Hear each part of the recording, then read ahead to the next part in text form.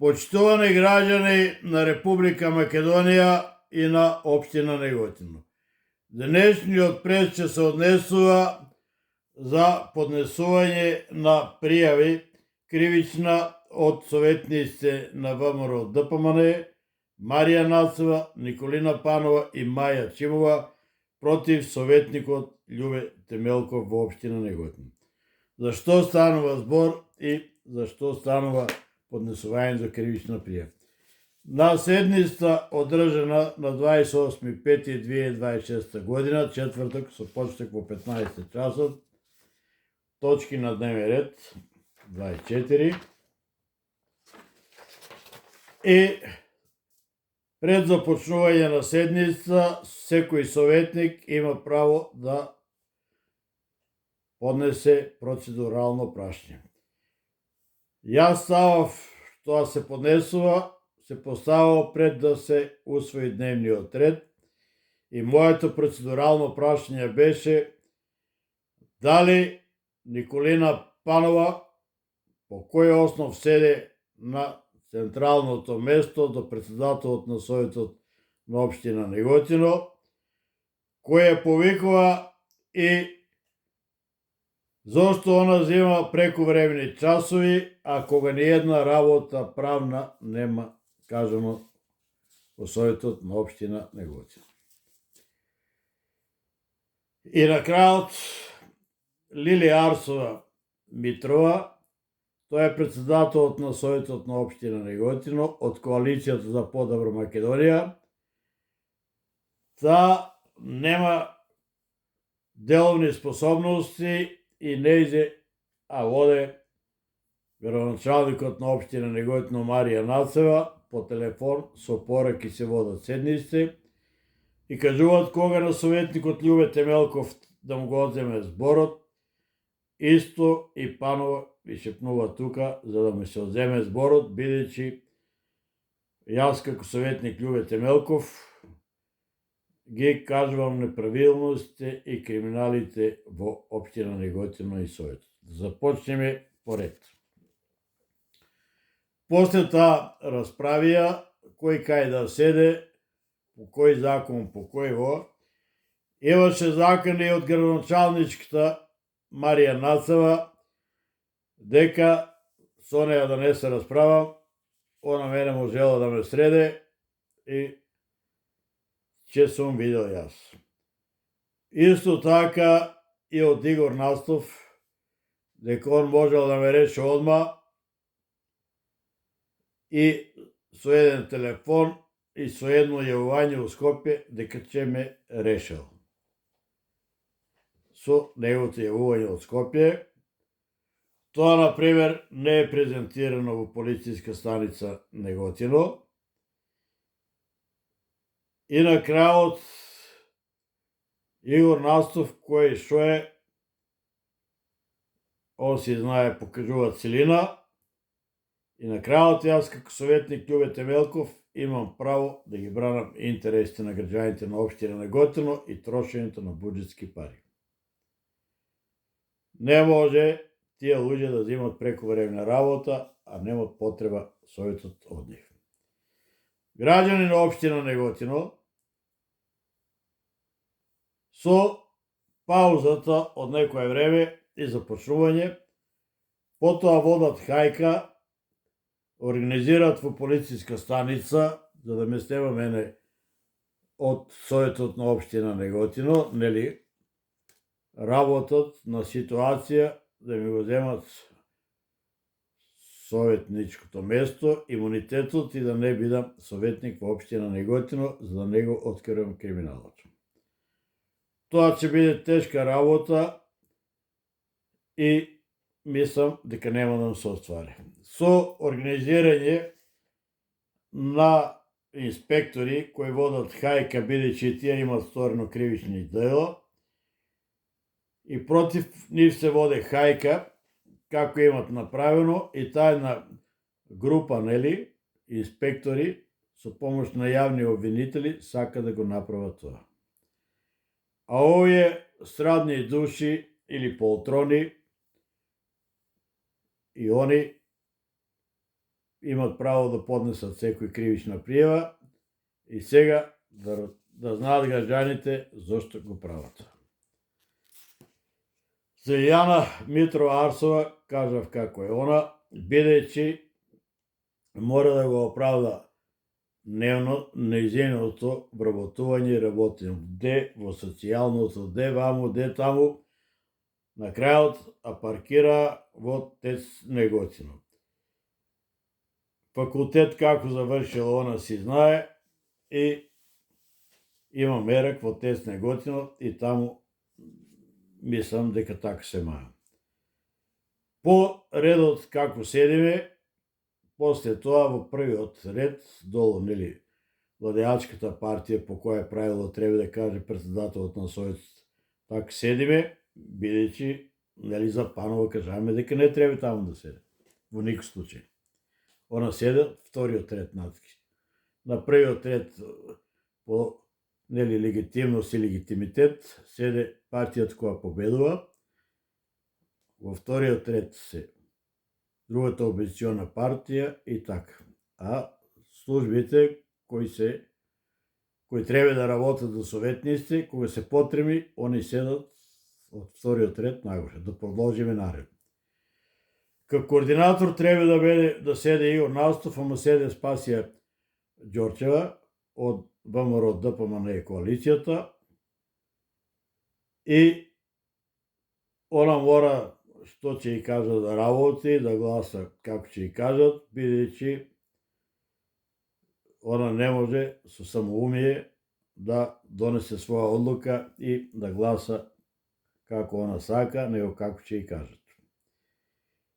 Зошто тоа така? Бидејќи нејзиниот маж се запусти, ние викаме, во киното, да продава билети, карти таму, а сега е вработен пред месец-два, сега го ставија ВД директор.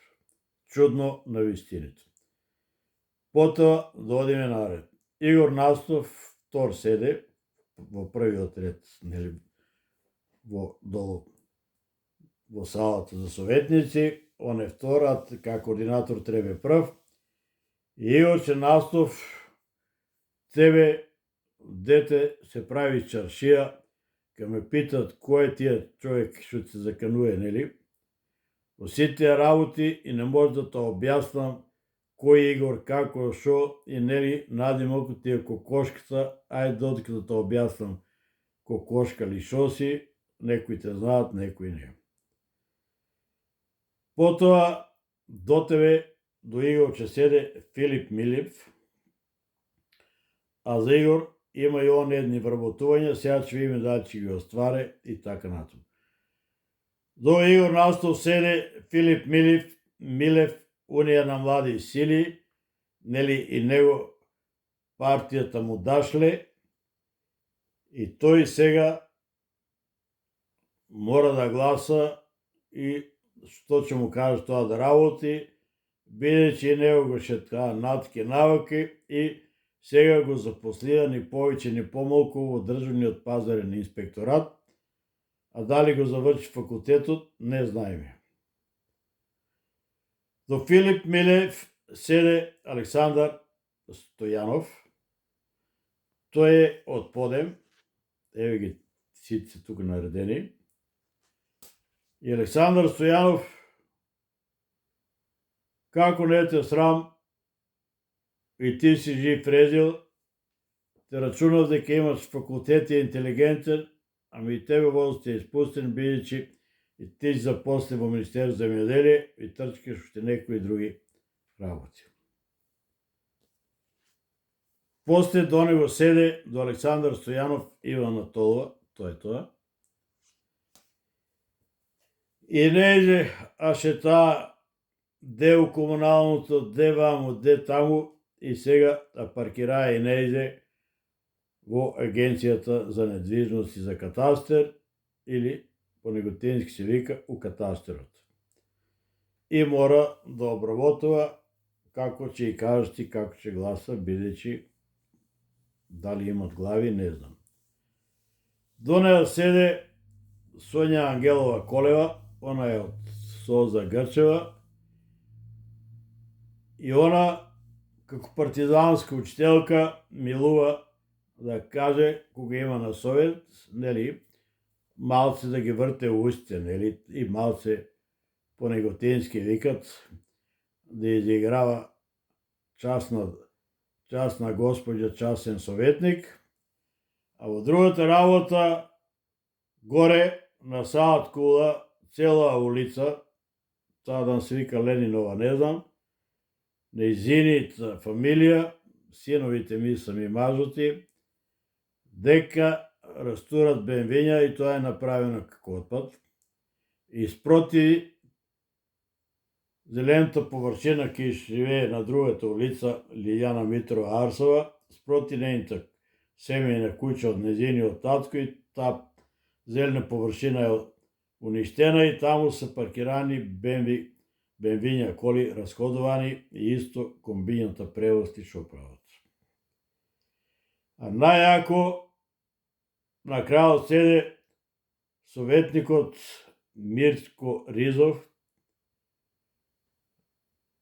Мирче Ризов е прича сама за себе србите што викат.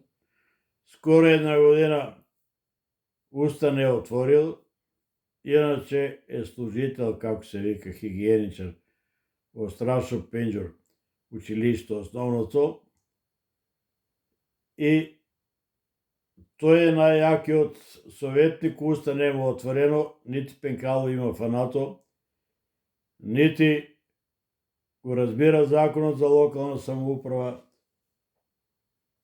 нити деловникот за работа, ама едно нема што знае.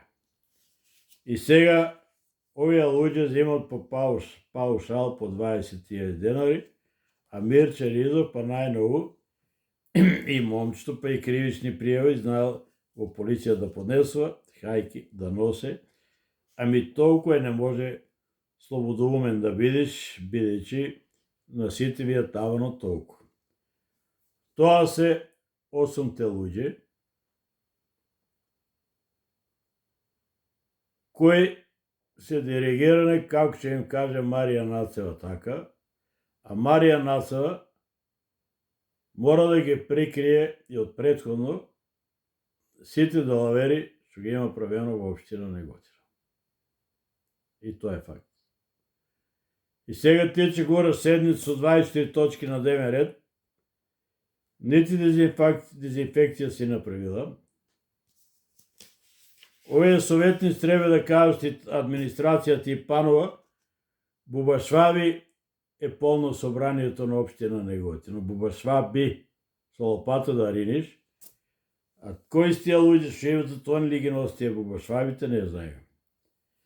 Николина Панова земаш прековремени часови, кои ти повикуваат треба да каже како ти по 2000 од згоре евра земаш 2500, мислам дека земаш прековремени часови. И што работиш, што ги земаш тие прековремени часови и да седиш, да бидеш главната звезда на маста на кумот. Таа е централната маса, ти не можеш да седиш на централното место по никој закон. А од овој прес да видиме јавниот обвинител што ќе каже. Овие инспектори кои прават хајка во општина Неготино, во Министерството за внатрешни работи инспекторите, и дали тие работат по наредба под капата на Марија Нацева. И дали ги работат. Тоа е страшна и опасна работа, а мислам дека советникот Љубе Темелков ќе го плашат, пилци дека плашат. И најинтересно е, Маја Чимова, па ти што правиш на централната маса во Советот на општина Неготино, земаш прековремени часови, а ти си вработена бидејќи твоето момче Никола Чимов е началник на пограничната полиција во ЦУК, како се вика тоа во Кавадовци, нели, тој центар, а пред тоа инспектор во полицијска станица, Кано Сеши, он че сенца од ВМРО, нели, да ми даде. Сега тебе те вработија во собранието ни повеќе, ни помалку Маја Чимова, и ти ја да своиш таму. Ти па никој не си ми јасно како дојди кај новинар, завршен да работиш во собранието, нити ти е избрал некој, нити ништо. Овие се разгалените деца од коалицијата, по кој знае на каков начин дојдоа во Советот и плачат кај разгалени деца, кај ќе му земиш играчката со која си играат. Овие се тие луѓе. Зарем ова не е срамот на ВМРО, ДПМН и коалицијата за овие советници во општина Неготино? Мислам дека професор Христијан Мицковски, Сајковски, исто председателот на Унија на жени на ВМРО ДПМН, која ставија Марија Нацева, и секретарот за кадровски прашања, зарем не се срамите од овие луѓе? Јас се срамам, бидејќи на државно ниво ние како МАК сме коалиција со вас. Јас во Неготино не сум со вас и не сакам да припаѓам тука. Јас го бранам народот и градот Неготино и буџетските пари на општина Неготино. Овие луѓе се подскриваат, се заткриваат, како што кажа професор Христијан Мицковски, зад партијата и зад некои нивни функции, на нивни, нели, роднини, инспектори, сопрузи и така натаму. Дали овие знаете вие од централната власт кои се овие луѓе и дали овие луѓе може да ја представуваат? Најмногу Мирче Ризов, овој што е Игор Настов, Спасејка Ѓорчева, Маја Толова, и вие не се од вашата партија, да не ги бројам. Нити се ВМРО, нити биле ВМРО, нити ќе бидат овие луѓе. И на крајот да заклучиме со овој прес, тоа е Неготино и Неготино ќе страда додека се овие луѓе во Советот на општина Неготино. А граѓаните гласа, знаеме како гласа, под кој притисок по сите тие работи и градот Неготино се уништува. Исто да не го заборавиме и Методи Данилов, бидејќи тие се партнери со Марија Нацева. Сега општина Неготино е партали направена, се вика по неготински. На Совет не се даваат никакви документации, никаква вакво и треба ние да работиме на Совет на општина Неготино, ама нема ништо да збориме, нити зошто нема дезинфекција, ни зошто кучиња има низ Неготино, ни зошто толку пари кошта, ни зошто кеот го расторија. Ама ништо не смее народ да знае, него они како ќе кажат Марија Нацева, Методи Данилов и овие совети. Граѓани на општина Неготино, јас, Љубе Темелков, нема да застанам тука, ќе тераме до крај. Од овој прес го поздравувам исто и инспекторот Емил Муратов. Ако можеш сите да ги сослушаш, зошто не ме повика и мене кај тебе, и мене да ме сослушаш, па да видиме по чија наредба работите ви, и од овој прес го повикувам новиот началник Душко Коцевски, да се позанимава малку со неговите инспектори, дали е тоа полициска станица приватна. Ако не, ние кои сме опозиција, нема да дозволиме да се прават хајки против нас, кои не сме сторили ништо дело, него работиме за градот, за граѓаните и мора да ги оправдаме буџетските пари кај одат и што прават.